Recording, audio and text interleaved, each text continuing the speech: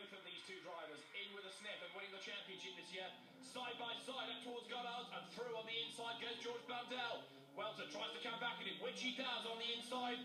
They're wheel to wheel virtually coming out of the corner.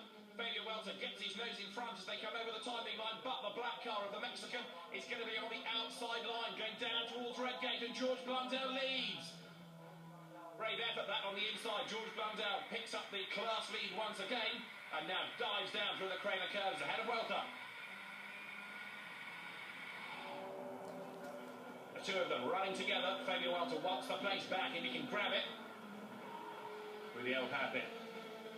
Welter won the class in each of the three races at Silverstone, but George Blundell, who's had only one win this year, that was at Snetterton, is fending him off for the moment. George Blundell into McLean's in the white car, right on his tail is Fabian Welter. Curious, isn't it? 1 win to Blundell, 12 to Welter, and yet they're still fighting for the class in the championship, and that's because on drop scores, Fabian Welter has to give away quite a large chunk of points that he's earned, and that brings George Blundell back into the equation. Down they come, heading towards the S's. Blundell defending, or is he? Welter dives up the inside, thinks about it, and then realises it's not going to work, slides the car through the S's.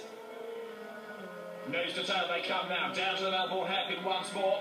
Fabian Welter lines up on the inside line. Can he get the place back as they break for the corner? Turns his way in, and there's contact between them. Blundell takes the line, they touch.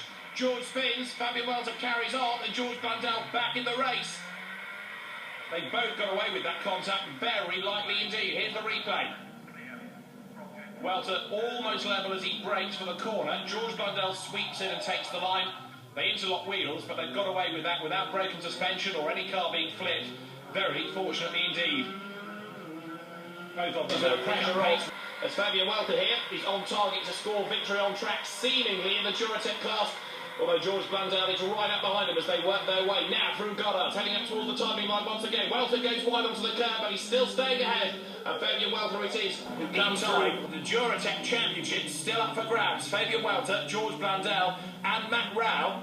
Matt having had 4 race wins this year, he's in contention as well still. This is George Blundell's view. Down they go towards Redgate. They've got Jason down behind them in the guest class Duratec engine car. And Blundell goes right round the outside of Welter. Great move going into Redgate. The Duratec class has given some cracking racing again this year.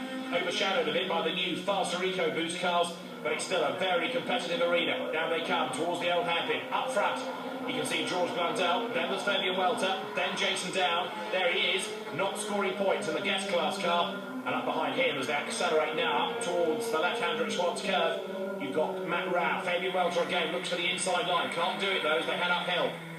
On board with Welter. Desperate to win the class in the championship this year. 13 times a winner. It would be an injustice in a sense if he weren't to win it, but as they go now up towards Coppis, he's on the back of George Blundell. He's got Jason down behind him. And Matt Rao effectively third in the Duratec class, still racking up the points. 4 Duratec wins have gone the way of Rao this year.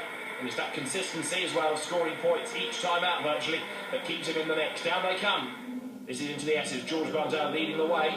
George, remember, broke his toe at Spa back in the summer. Has recovered from that well. And since then has become a race winner. He's had 1 victory, that was at Snetterton. He's down and out, I'm afraid. Jason Down parks it by the side of the road. So that means that Jake Cook leads the way now from the battle for second between Ryan Cullen and Cavan Corcoran. In the Duratecs, it is still just George Blundell ahead of Fabian Welter, and there is Matt Rao. A Fluid Motorsport Development Van Diemen runs third in class. Jake Cook, in the meantime, is going to come through and score a 2nd win of the season in a drama-filled race at Donnington. Jake Cook wins. He comes across the line now to the delight of the Jamin team. And this, across the line, is going to be Ryan Cullen. He is set for 3rd place behind Cavan Corcoran. Corcoran having wriggled away past him in the closing laps of the race. In the Duratec class on track, it's going to be George Blundell to fend off Fabian Welter. This is going to be an abacus job post-race to work out on drop scores whether Fabian has done enough to win the championship. He comes up now, heading in towards Goddard's. Nose to tail, they turn their way up towards the timing line.